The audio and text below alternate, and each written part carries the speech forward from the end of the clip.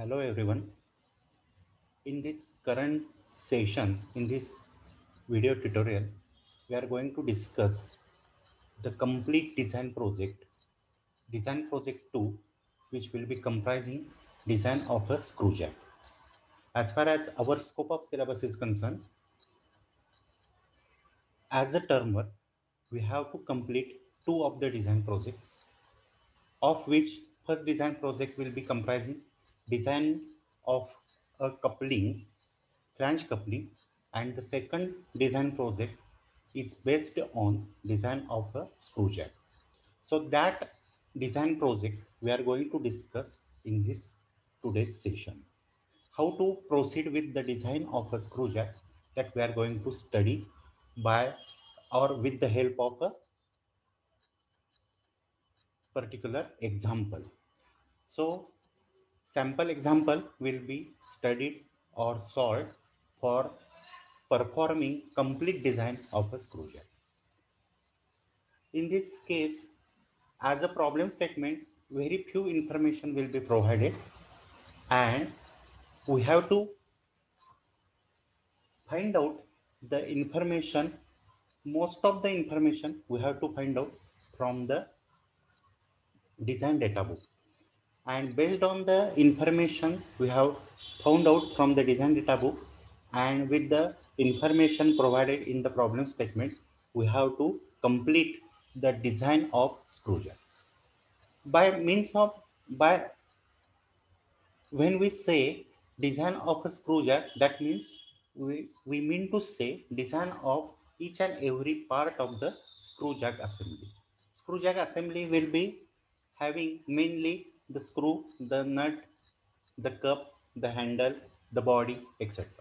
And we have to design each individual part based on the problem statement and the information which is retrieved from the design data book.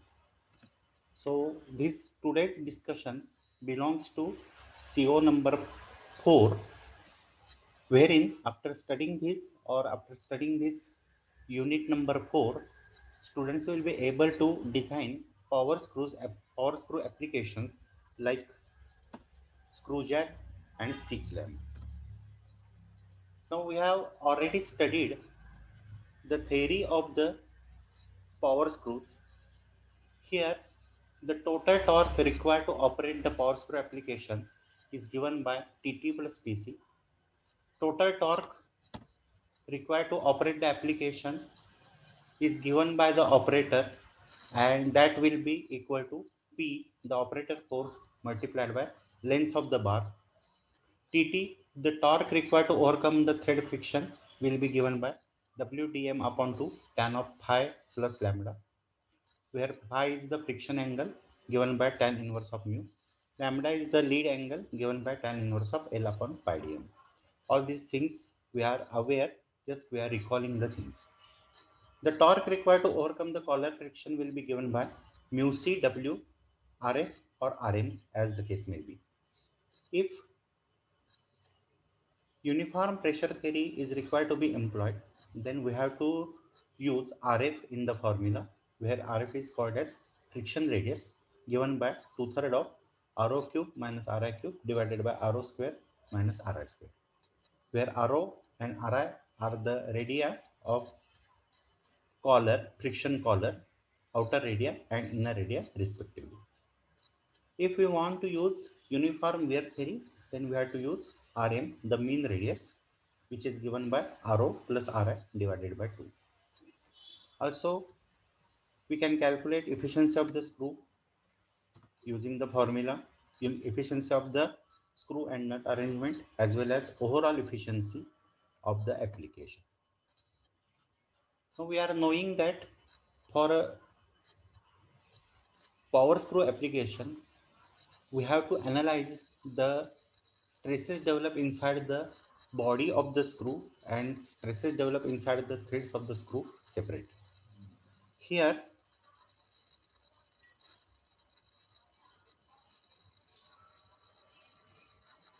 mainly the screw body or the shank is subjected to compressive stress given by W upon pi by 4 dc square, and it also experiences torsional shear 16T upon pi dc cube.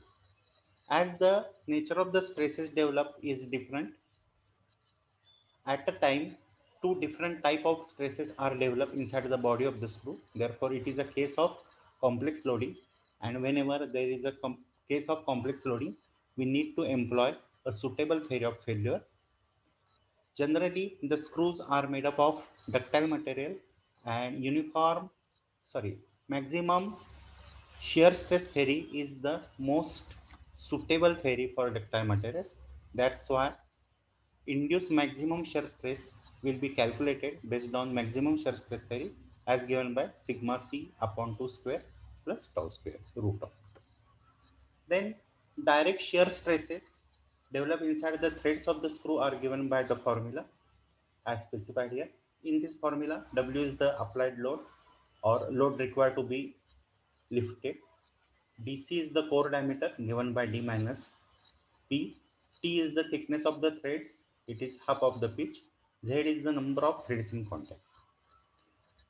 Direct shear stresses develop inside the threads of the nut tau n are given by W upon pi d t z, where d is the nominal diameter. There is a interaction between threads of screw and the nut, and localized compressive stress is getting developed over the interface of nut and screw threads. Therefore, there will be crushing stresses develop whenever there is a relative motion between the interacting parts. Then the crushing stress is referred as bearing pressure. So in this case, as there is a relative motion between threads of nut and threads of the screw, therefore the crushing stress developed is called as bearing pressure, and which is given by W upon pi by 4 d square minus dc square times z, where z is the number of threads in contact. Now, if the application is just like a screw, just like a C clamp or bench wise, shaft straightener, pipe wise, then we have to analyze body stresses differently at a different sections. The section XX, which is nearer to the workpiece, it will carry compressive stress and torsional shear, whereas the section YY, which is away from the workpiece, will have bending stresses and torsional shear stresses. In case of a screw jack, if we consider two different sections or two different portions of the screw, portion XS or section XX, which is nearer to the load required to be lifted, XX section is nearer to the load required to be lifted, and section YY, which is away from the load required to be lifted. Now here we have already studied in section XX, there will be compressive stress given by W upon pi by 4 dc square, bending stress 32 times mb upon pi dc cube, where mb is the bending moment to which the screw is subjected, and that is given by the operator load multiplied by unsupported length of the screw. Both the compressive and bending stresses are of same nature, therefore they can be added to find out their resultant, that is termed as total direct stress sigma t. Also, the section is subjected to torsional shear, which is given by 16 times Tt upon pi dc cube, where Tt is the torque required to lift the load. Now, the section XX will be subjected to direct stress sigma t, which is having two parts, sigma c and sigma b, compressive stress and bending stress. And also, section XX is subjected to torsional shear stress. So, their combination or their resultant maximum shear stress is calculated based on maximum shear stress theory of failure, which is given by sigma t upon 2 square plus tau square. As far as section YY is considered, which is the section away from the load required to be lifted, this section will carry no stress, it will have no load as it is, and that's why there will be no stress developed inside the cross section of section YY or portion YY of the screw. Now, based on this much information, let us start designing an application, the power screw application, that is screw jack. Screw jack is the most common application of a power screw, and we need to design a screw jack. The problem statement, you can notice here in the problem statement, they have specified that they are asking us to design a bottle type screw jack for load capacity of 100 kilonewton and lifting height is 0.5 meters. Assume single start square threads and factor of safety as 5. Only this much information is provided. Nothing else they have provided. So rest of the information we have to retrieve from the design data book. Now here you can see the simple construction of a screw jack. Screw jack, bottle type screw jack. It will have the body. Body is press fitted with a nut. Then there will be screw. Screw will have head there, or it will act as a collar. Then it is provided with a cup so that the load placed or load which is lifted will not rotate along with the screw. This, for rotating the screw, they have provided a handle which is also called as Tommy bar. So the operator will apply force on the handle and this handle will be rotated. So we'll do the screw inside the fixed nut, and that's why either the load is lifted or load down. So this is the section view of a power screw application screw jack. Here in this picture, actual power screw is shown. Actual screw jack is shown here. Now, as we have already discussed, here in the problem statement, they have specified nothing rather than the capacity of the screw jack required and lifting height. Also, just the factor of safety 5. Nothing else they have specified. So we have to decide regarding different information required to be used while designing the screw jack. Now in this case, by designing the screw jack, we mean to say the designing of each individual part of which this screw jack assembly is made. You can see here this screw jack assembly comprises the body, the nut, the screw, the cup and the handle. So these are the different parts of this assembly, and when we call design of a screw jack, complete screw jack, that means we need to design each individual part of the screw jack of which the screw jack assembly is made. Therefore, we need to design the body, the nut, the screw, the handle, and for that we have to retrieve the information from the design data book.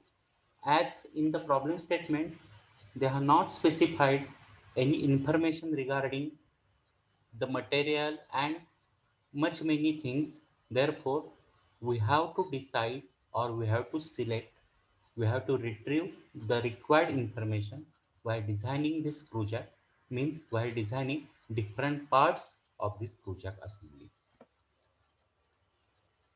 So to start with, first of all, while designing any system, after deciding which are the machine parts, which are the components of that assembly, after deciding that, we need to select material for different parts of the assembly.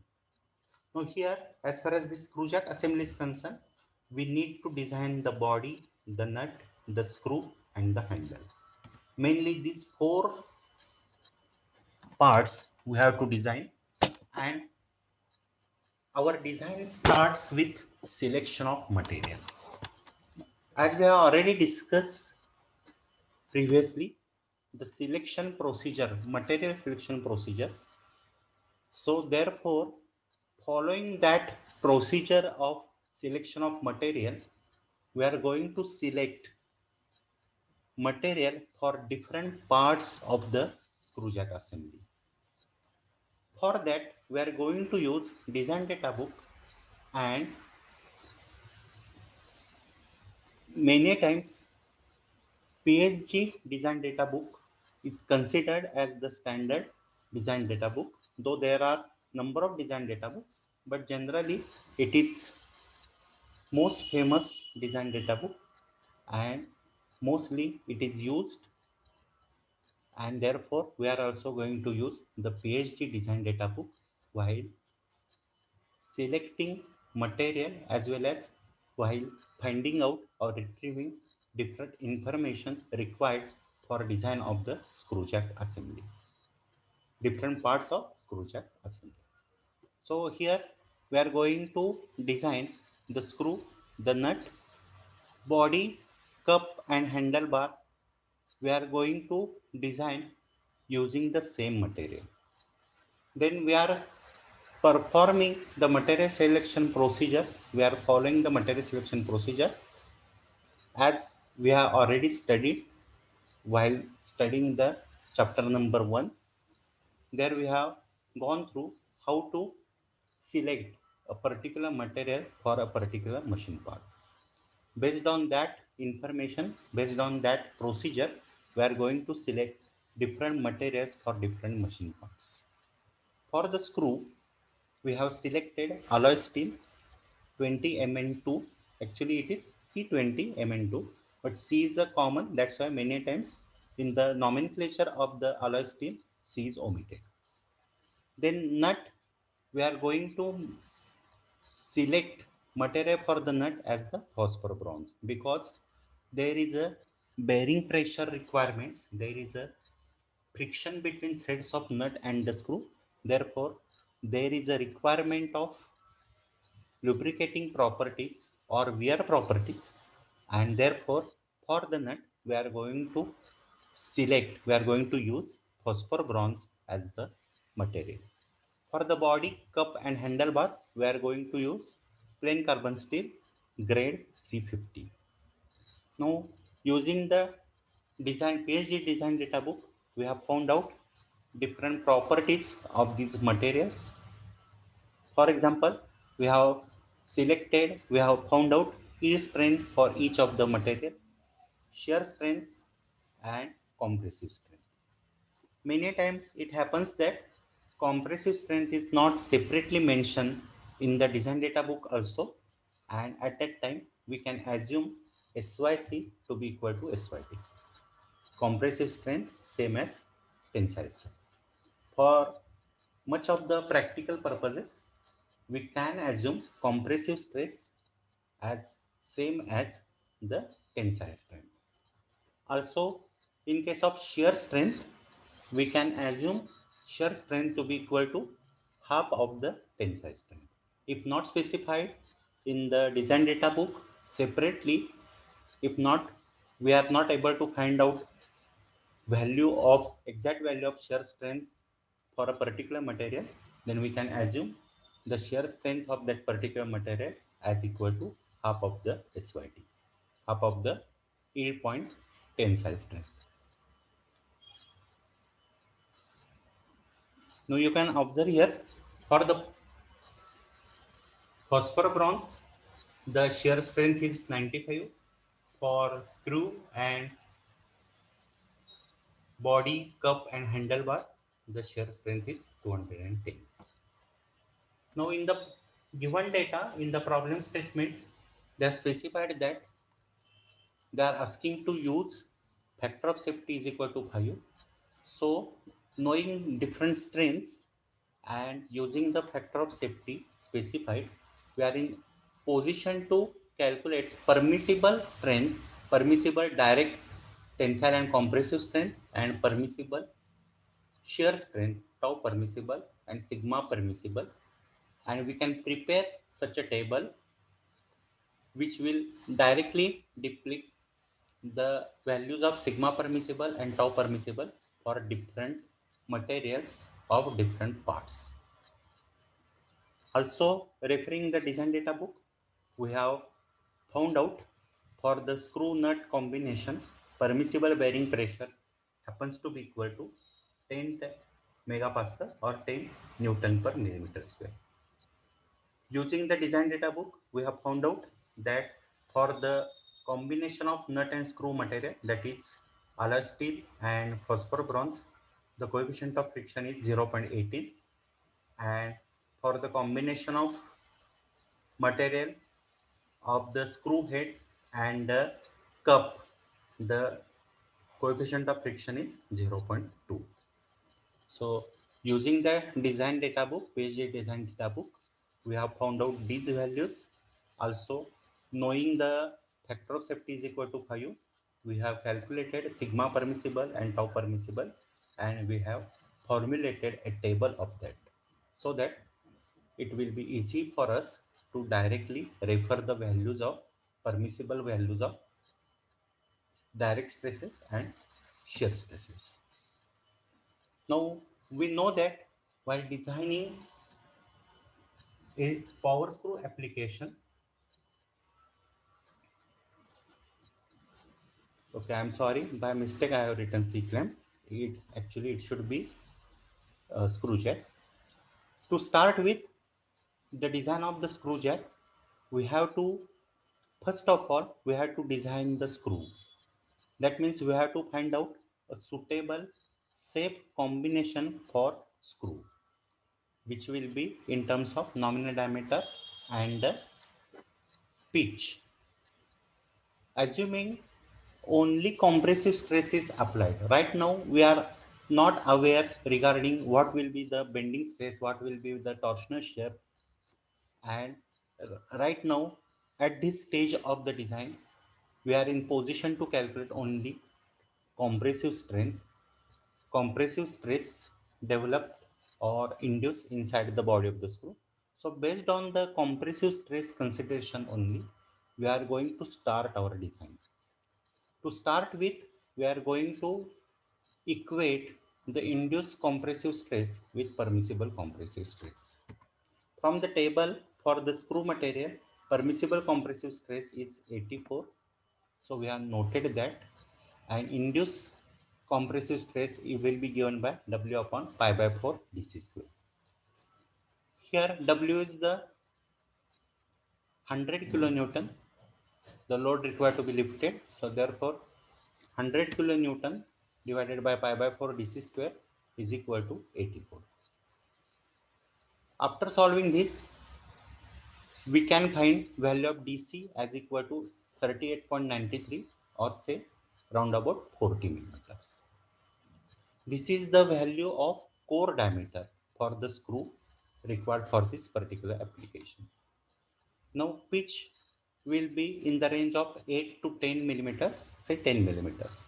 Therefore, nominal diameter will be in the range of 50. So, based on compressive stress consideration, we have found out nominal diameter of the screw as equal to 50 millimeters. But here one point to be noted, as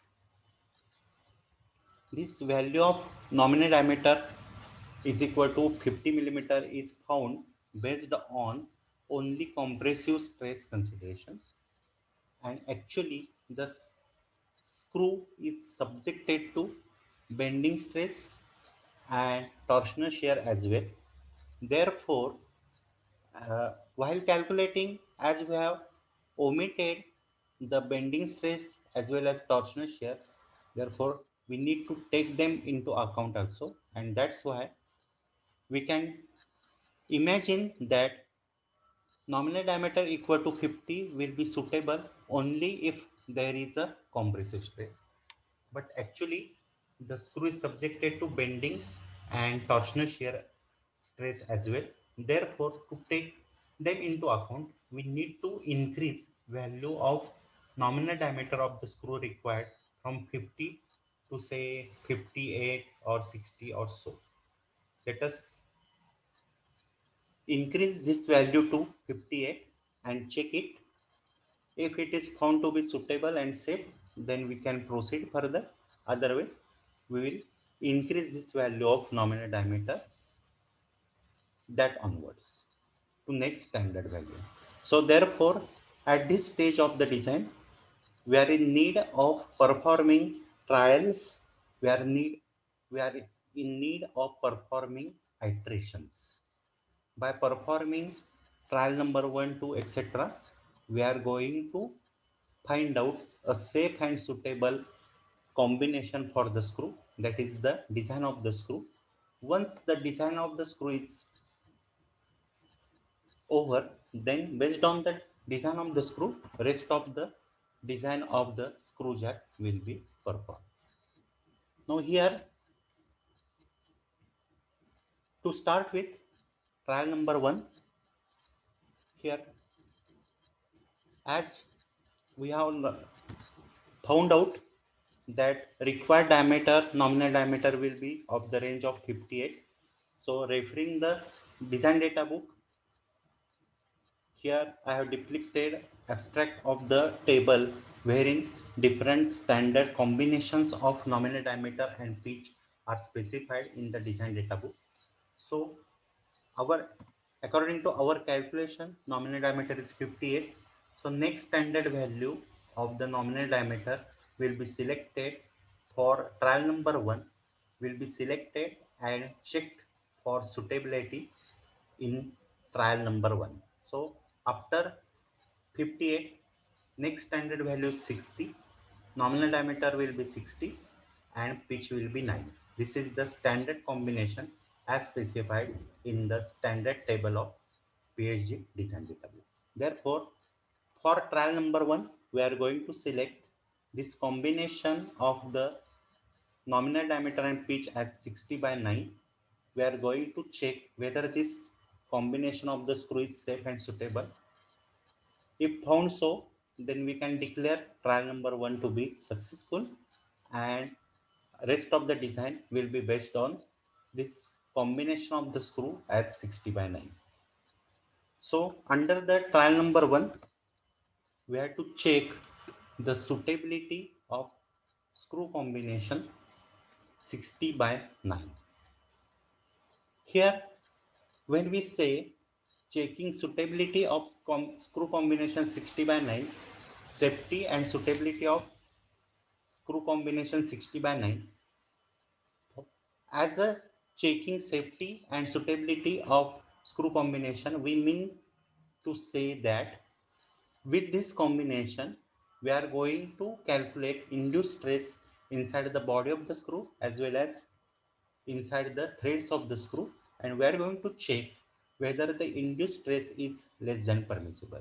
If it happens so, if the induced stress inside the body as well as the threads of the screw are smaller than the permissible stresses for the screw material, then we can assume that the screw is safe, the combination which we are checking is safe and suitable, and trial number 1 is successful, and we can proceed with the combination 60 by 9 for the rest of the design. Otherwise, if trial number 1 fails, that means either inside the body or inside the threads of the screw, if induced stress is greater than permissible stress for the screw material, then that will not be a safe design. That means the combination in that case will not be safe and suitable, and in that case we declare trial number 1 as a failure, and we shall be shifting to next standard value, say 62 by 9. And again we are following procedure of checking safety and suitability of new combination, next combination 62 by 9 under the trial number 2. If trial number 2 is successful, no problem, rest of the design will be based on the combination 62 by 9. Otherwise, if trial number 2 is also failure, then we shall be shifting to next standard combination by combination of 68 by 10, and we are going to check that safety and suitability of that combination 68 by 10 under trial number 3, and so on. So any of the power screw application design is a iterative procedure, iterative design. Number of trials are required to be conducted, and based on the success of a trial, we shall be selecting a particular combination and declaring that combination to be safe and suitable. Rest of the design procedure is followed. Now in this case, I have just carry forwarded the given or specified data W as 10 kilonewton, sorry, 100 kilonewton, mu as 0.18, mu c, the coefficient of friction at the collar as 0.2. By mistake, I have written 10 kilonewton, actually it is 100 kilonewton.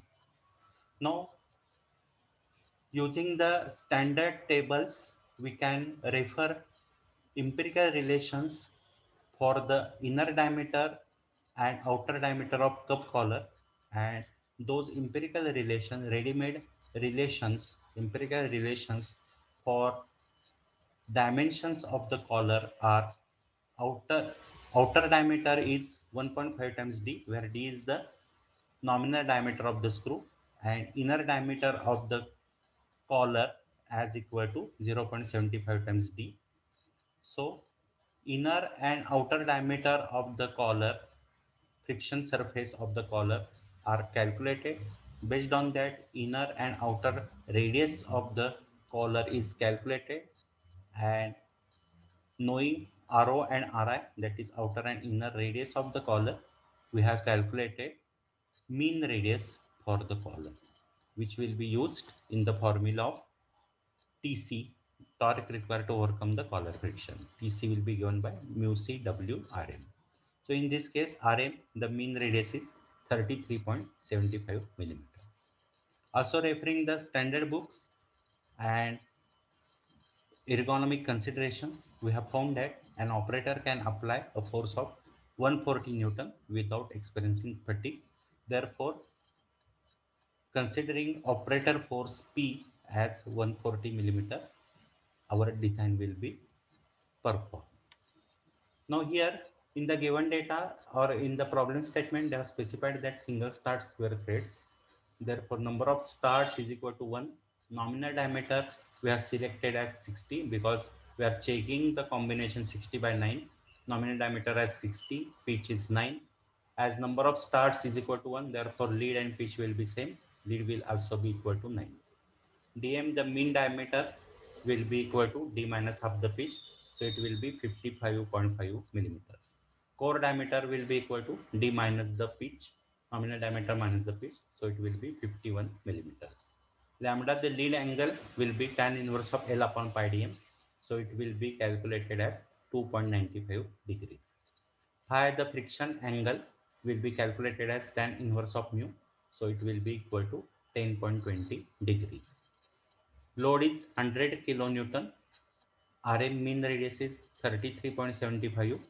So Tc will be equal to mu c W Rm, that will be equal to 675. That will be 67,500 Newton millimeter.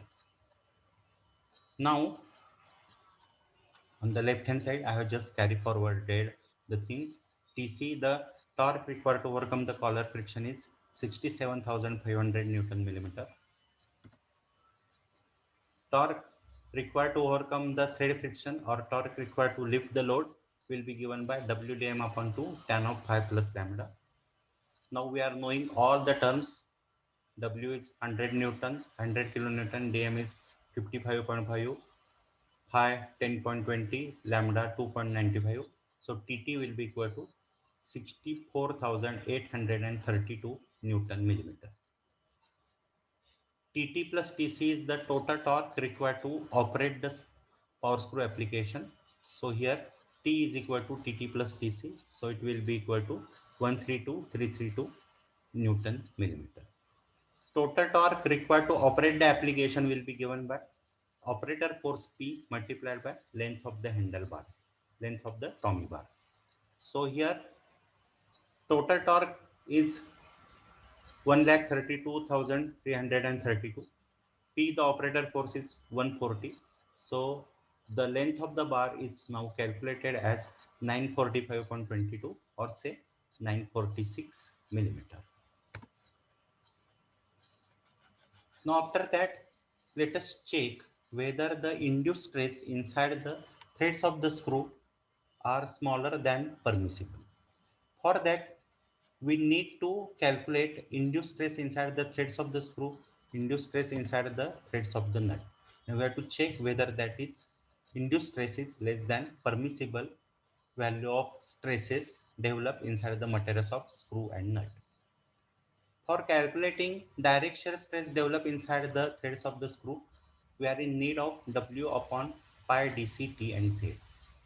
W is the applied load that is known to us, dc is known to us, T is the thickness of the screw that will be given by half the pitch, but Z, the number of threads in contact, is yet not known.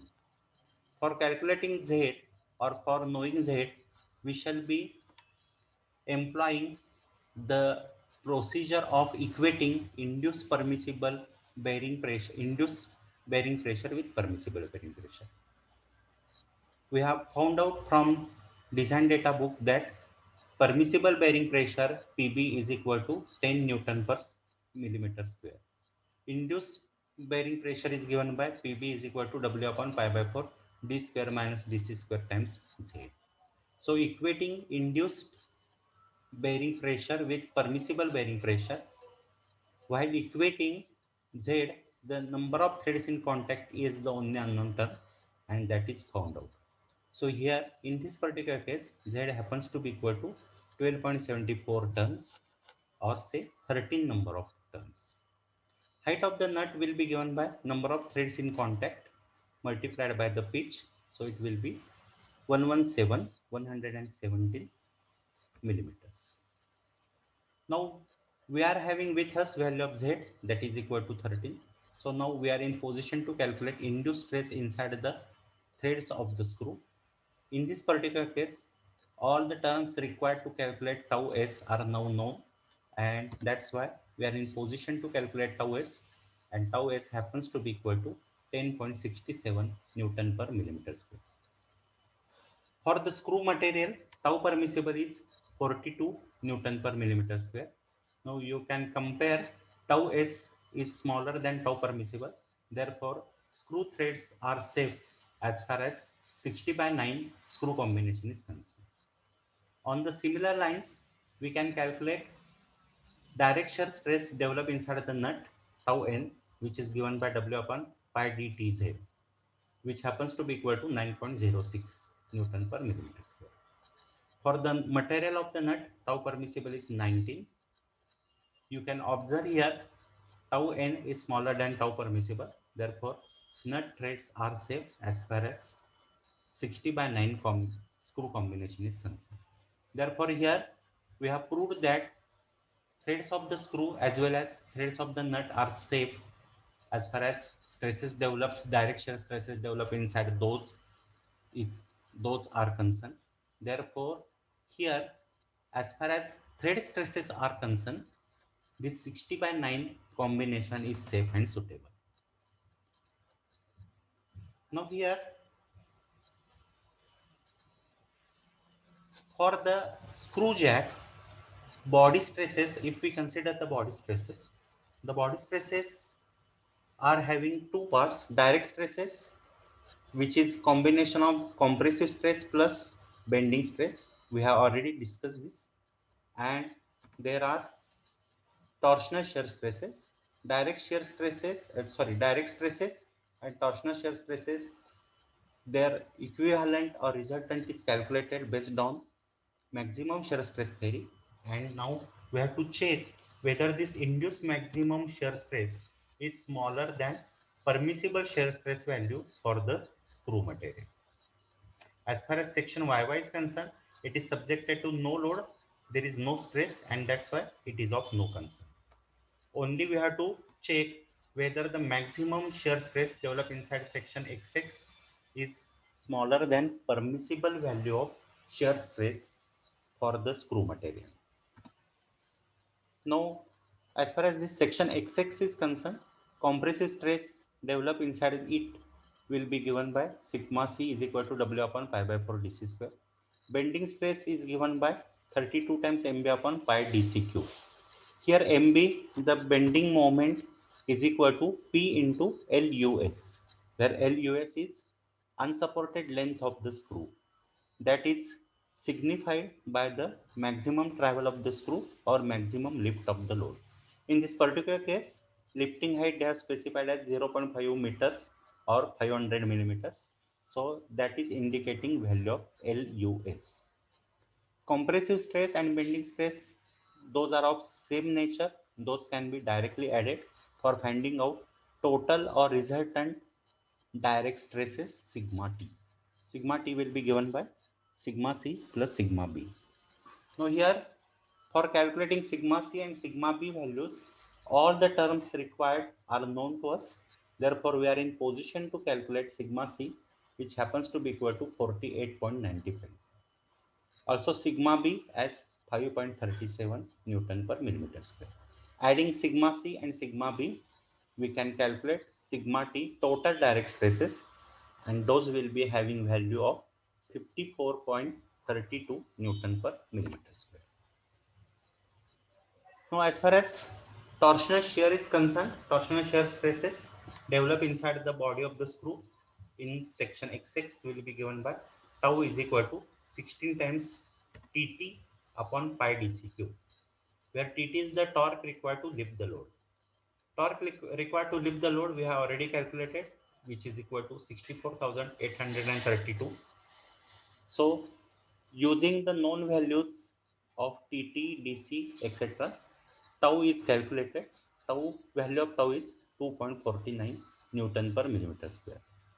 So now we are having with us direct stresses sigma T and tau, torsional shear stress develop inside the body of the screw. So their combination or their equivalent or resultant will be calculated as the maximum shear stress develop inside the body of the screw using the maximum shear stress theory, wherein tau max is calculated as root of sigma T upon 2 square plus tau square. Value of sigma T is known to us. Also value of tau is known to us. So we are in position to calculate tau max, and tau max happens to be equal to 27.27 Newton per millimeter square. If we refer the table for the screw, tau permissible is 42. Now here, induced maximum shear stress inside the body of the screw is 27.27, and maximum permissible shear stress for the screw material is 42 Newton per millimeter square. Now here you can compare, you can note that tau max is smaller than tau permissible. Therefore, body of the screw or shank of the screw is safe and suitable as far as 60/9 screw combination is concerned. So here, as the stresses develop inside the body as well as threads of the screw are smaller than permissible value of stresses for the screw material. Therefore, at the both level, at the level of the body as well as at the level of the threads, the combination 60/9 is safe and suitable, and therefore we can declare trial number 1 to be successful. This combination 60/9 is safe and suitable, and further analysis, further design can be based on this combination 60/9. Now let us, now here we have completed design of the screw. Screw will be designated as SQ 60/9. That's all, because RH screw is considered and pitch and lead are same. Therefore, no need to mention value of pitch, value of P inside the bracket in the designation of the screw. So screw will be designated as 60/9, SQ 60/9. Now let us start designing next or second most important part of the assembly, that is nut. Let us now design the nut. As far as height of the nut is concerned, that is given by number of threads in contact and the pitch. We have already calculated it. It happens to be equal to 117 millimeters. Now, referring the standard tables, standard books, we can find out empirical relations for outer diameter of the nut and outer diameter of the nut collar, D1 and D2. D1 is equal to 2 times D, where D is the nominal diameter of the screw, and therefore D1 will be equal to 2 multiplied by 60, that is 120 millimeters. D2, outer diameter of the nut collar, D2 will be equal to 2.5 times D, therefore 2.5 multiplied by 60, so it will be 150 millimeters. As far as nut collar is considered, it will experience shearing stress. Induced shearing stress inside the nut collar will be given by tau induced is equal to W upon pi D1 Tn, where D1 is the outer diameter of the nut, Tn is the thickness of the nut collar. So here D1, value of D1 is known to us. If we want to equate tau induced with tau permissible from the table which we have prepared in previous slides, from there we can read value of tau permissible for nut material as 19. Now we are going to equate tau induced with tau permissible. Tau induced will be equated with tau permissible. While equating Tn, the thickness of the nut collar is the only unknown, and that will be found out. In this particular case, Tn happens to be equal to 13.96. So it will be rounded to either 14 or 15. I rounded it to 50. Now now here we have now designed all the dimensions for the nut. So next next part of the assembly, that is handle. As far as this handle is concerned, we have already found out required length for the handle as 945.22. But this is the just required length. Actually, while rotating, we should provide some marginal length for this Tommy bar, for this handle bar, because for gripping purpose, for width of the hand, we should provide some marginal length, marginal width, say of value 100 millimeters. So total actual length of the handle will be required length of the handle plus marginal length added for facilitating gripping. Therefore, adding 100 as a gripping length or gripping width to the required length of the bar, we can calculate actual length of the bar, and that will be of the order of 1050 millimeters, 1 meters and 50 millimeters. Now, as far as this handle is concerned, it will experience bending. Handle will act as if it is a cantilever beam subjected to point load at its free end. So there will be bending stress develop inside the handle, which will be given by 32 times MB upon pi dB cube. dB is the diameter of the bar, diameter of the handle bar. So MB is the bending moment to which this handle is subjected. MB will be given by the force, operator force 140 multiplied by distance, that is of effective length of the handlebar 945.22. So MB, the bending moment will be 132330.8 Newton millimeter. From the standard table, we can find that for the handle material, by mistake I have written nut material, it should be handle material. For the handle material, sigma permissible is equal to 84 Newton per millimeter square. So while equating sigma induced with sigma permissible, dB, the diameter of the handlebar is the only unknown, and we can find out value of dB, that is equal to 25.22 or 26 millimeters. Now here the design of the handle is over, because we have decided the length of the handle as well as diameter of the handle. Now the last remaining part is the body of the screw, body of the screw jack. So here for the body of the screw jack, we should use empirical relations from any standard design data book, and in any standard design data book you will find these empirical relations as applicable for this body of the screw. Now here you can see the diameter of the frame at the top. Diameter of the frame at the top D2 will be given by 2.5 times D, where D is the nominal diameter of the screw. So it will be 150 millimeters. Inside diameter of the frame at the bottom, inside diameter of the frame at the bottom, D3 will be equal to 1.5 times D2. 1.5 times D2. D2 is 150. So D3 will be equal to 225 millimeters. Outside diameter of the frame at the bottom, D4. Outside diameter of the frame at the bottom, D4 will be given by 1.5 times D3. 1.5 times D3 is 225. So it will be 337.5 or 38 millimeters.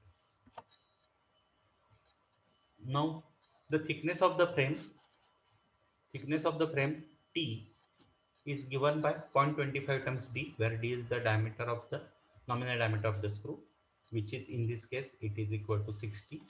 Therefore, T, the thickness of the frame, will be equal to 15 millimeters. Thickness of the frame at the bottom TB, TB is given by 0.5 times D. D is 60, nominal diameter of the screw is 60, so 0.5 multiplied by 60, so it is equal to 30 millimeters. Height of the body is given by empirical relation as 1.2 times distance of rise plus height of the nut. Distance of rise or maximum length through which load is required to be lifted, which is 500 millimeter in this case. So distance of rise is 500. Height of the nut previously we have calculated 117 millimeters. So using distance of rise and height of the nut, we can calculate height of the body HB, and that happens to be equal to 740.4, say round about 745 millimeters. So this is the last machine part. We have designed, we have found out dimensions of all the important parts of this assembly of the screw jack, that is the screw, nut, body and handle. And this is the complete design of screw jack assembly. When we call design of a screw jack assembly, means we mean design of each individual part of screw jack assembly. So here this design is complete. This design project 2 will be based on such a consideration. As far as your term work is concerned, you will be provided with problem statement. You have to follow the procedure which I have explained through this video tutorial. You have to refer this video tutorial. You have to watch. You have to understand this today's discussion in this session, and you have to follow the same steps with the problem statement as specified. I, ha- I have specified three different problem statements for three different batches.